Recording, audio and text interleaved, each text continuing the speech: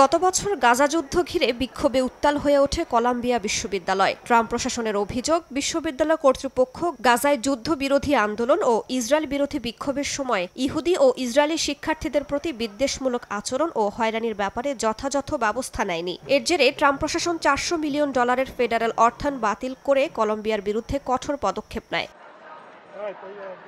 দীর্ঘ কয়েক মাসের আলোচনার পর অবশেষে ট্রাম্প প্রশাসনের সঙ্গে চুক্তিতে পৌঁছেছে কলাম্বিয়া বিশ্ববিদ্যালয় কর্তৃপক্ষ।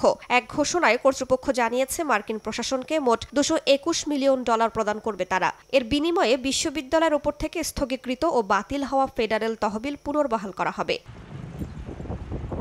চুক্তির শর্ত অনুযায়ী কলাম্বিয়া বিশ্ববিদ্যালয় বৈষম্য বিরোধী আইন লঙ্ঘনের অভিযোগে চলমান একাধিক ফেডারেল তদন্ত নিষ্পত্তি করতে সরকারকে 3 বছরের মধ্যে $200 মিলিয়ন এবং যুক্তরাষ্ট্রের ইকুয়াল এমপ্লয়মেন্ট অপরচুনিটি কমিশনের তদন্ত নিষ্পত্তির জন্য আরও $21 মিলিয়ন দিতে সম্মত হয়েছে। এই চুক্তিকে স্বাগত জানিয়ে ঐতিহাসিক জয় হিসেবে উল্লেখ করেছেন মার্কিন প্রেসিডেন্ট ডোনাল্ড ট্রাম্প।